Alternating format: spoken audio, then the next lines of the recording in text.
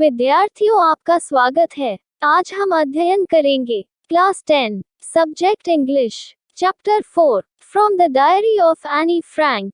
इस चैप्टर के अध्ययन करने से पहले हम इस चैप्टर का हिंदी सारांश समझेंगे। इससे हमें इस चैप्टर को समझना और इस चैप्टर के क्वेश्चन तथा आंसर को समझना आसान हो जाएगा। स्टूडेंट, आपके लिए मोबाइल की स्क्रीन को देखना आवश्यक नहीं है। आप केवल सुनते हुए इस चैप्टर की कहानी को हिंदी में समझते जाएं। इससे आपके समय की बचत होगी, आपके डाटा पैक की बचत होगी तथा आपकी आंखों की भी सुरक्षा होगी। आइए हम प्रारंभ करते हैं चैप्टर 4 का हिंदी सारांश एवं व्याख्या। From the diary of Anne Frank summary इन हिंदी। लेखक को लगता है कि उसकी भावनाओं और अनुभवों के बारे में डायरी में लिखना उसके लिए अजीब और असामान्य है, क्योंकि यह पहली बार था जब वह ऐसा कर रही थी। वह ऐसा महसूस करती है क्योंकि वह सोचती है कि भविष्य में किसी को भी स्कूल जाने वाली लड़की के अतीत के बारे में पढ़ने में कोई दिलचस्पी नहीं होगी।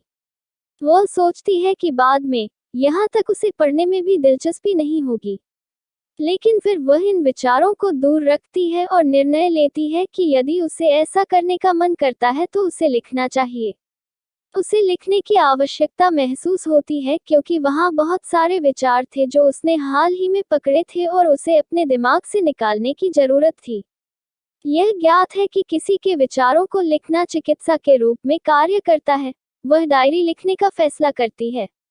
लेखक को लगता है कि कागज में लोगों की तुलना में विचारों को अवशोषित करने की क्षमता अधिक है। लोगों के पास धैर्य का स्तर कम होता है, लेकिन कागज का एक टुकड़ा एक गैर जीवित चीज होने के नाते उसके विचारों को अवशोषित करने से मना नहीं किया जाएगा। यह एहसास उसे एक दिन हुआ जब वह सामान्य से अधिक दुखी और भ्रमित महसूस कर रही थी। वह यह भी तय नहीं कर सकी कि उस समय घर से बाहर जाना है या नहीं। जब उसने आखिरकार घर पर रहने का फैसला किया तो वह उदास और गहरी सोच में बैठ गई। फिर से उसने सोचा कि पेपर में अधिक धैर्य था और उसने अपने दिमाग में आने वाली हर चीज को लिखने का फैसला किया, क्योंकि उसका इरादा किसी को पढ़ने में तब तक नहीं था जब तक कि उसे असली दोस्त नहीं मिल जाता। असली दोस्त से उसका मतलब एक ऐसे दोस्त से था जिसके साथ वह अपने सारे राज साझा कर सकती थी। लेखक फिर उस बिंदु पर वापस आता है जहां उसने लिखने की शुरुआत करने के बारे में सोचा था। यह इसलिए है क्योंकि वह अकेला है और उससे बात करने के लिए कोई दोस्त नहीं है।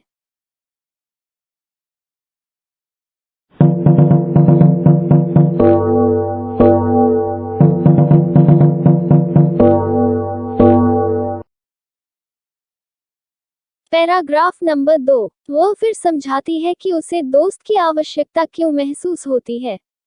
उसे लगता है कि कोई भी यह विश्वास नहीं करने वाला है कि उसके जैसी एक युवा लड़की इतनी अकेली है, जो व्यवहारिक रूप से नहीं है, क्योंकि वह एक प्यार करने वाला परिवार है।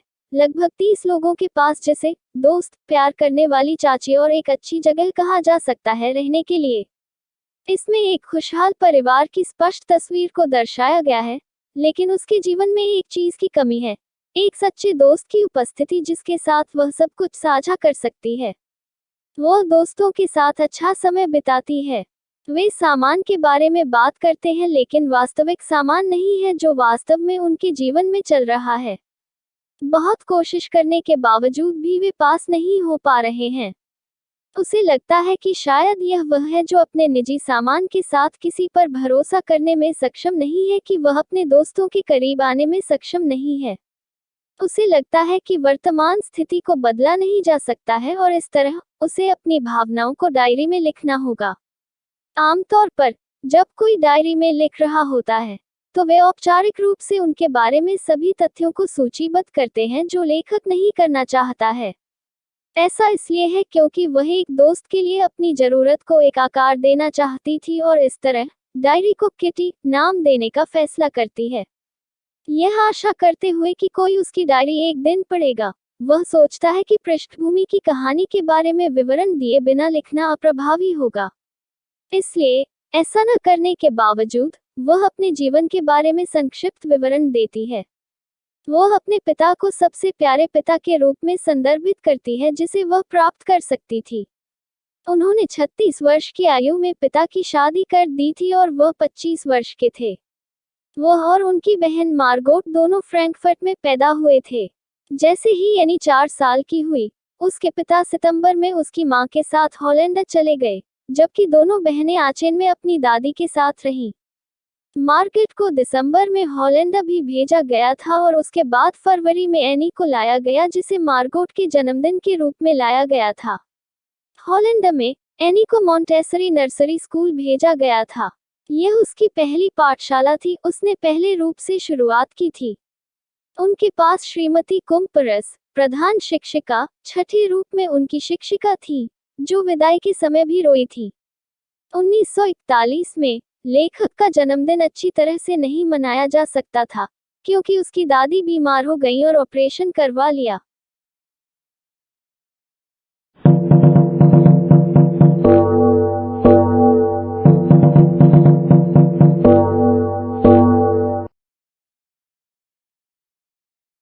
Paragraph number 3। दुर्भाग्य से उनकी दादी ने जनवरी 1942 में उन्हें छोड़ दिया।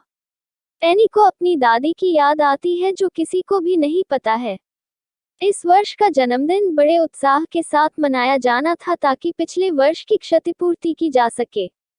फिर वह बताती है कि उसका परिवार अच्छा काम कर रहा है, जो उसकी पृष्ठभूमि को बयां करता है और उसे 20 जून 1942 की वर्तमान तारीख में लाता है, जब वह अपनी डायरी लिख रही होती है। 20 जून 1942 को एनी ने अपनी डायरी में इसे अपने दोस्त किटी के रूप में संबोधित करते हुए लिखना शुरू किया। वह उल्लेख करती है कि कैसे उसका पूरा वर्ग उनके परिणामों से घबराया हुआ है। यह अप्रत्याशित है और शिक्षकों की एक बैठक द्वारा निर्णय लिया जाएगा, जिसमें वे छात्रों को अगली कक्षा में स्थानांतरित करने या वापस रखने का चयन करेंगे। कई छात्र दांव लगा रहे थे। कुछ ने अपनी पूरी गर्मियों की बचत को दांव पर लगा दिया था। वह और उसकी दोस्त जी ने भी घबराए लड़कों का मजाक उड़ाया। वे एक दूसरे से कहते रहे कि मैं पास होने वाला नहीं हूँ, जबकि अन्य लोग उन्हें सांत्वना देंगे और कहेंगे, हाँ आप करेंगे। जी विनम्र था क्योंकि उसने उन्हें शोर मचाने से रोकने की कोशिश की, जबकि एनी ने उन्हें डांटा, लेकिन इसमें से किसी ने भी काम नहीं किया। एनी के अनुसार लगभग 1/4 वर्ग को उत्तीर्ण नहीं होने देना चाहिए, क्योंकि वे शायद ही किसी भी गतिविधि का जवाब देते हैं या भाग लेते हैं।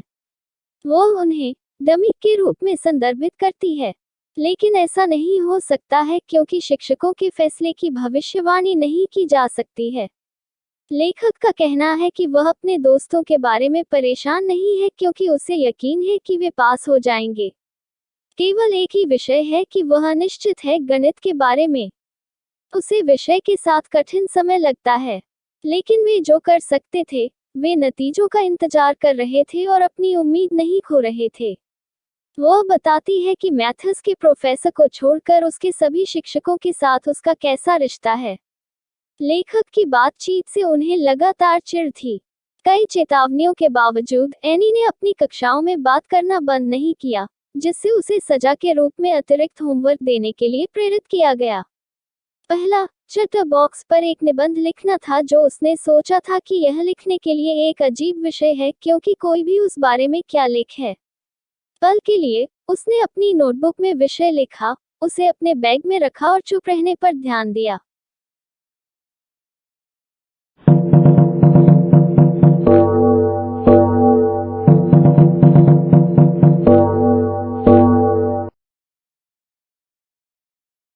Paragraph number 4। लेखक ने उस नोट के पार आया जिसे उसने निबंध के लिए अनुस्मारक के रूप में बनाया था, क्योंकि उसने अपना बाकी का होमवर्क पूरा कर लिया था।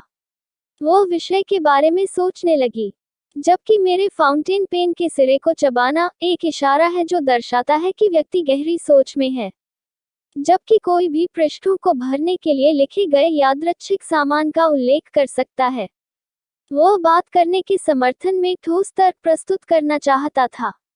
उसने उल्लेख किया कि वह एक छात्र के रूप में खुद को बेहतर बनाने की कोशिश करेगी, लेकिन बात कुछ ऐसी है जिसे पूरी तरह से समाप्त नहीं किया जा सकता है।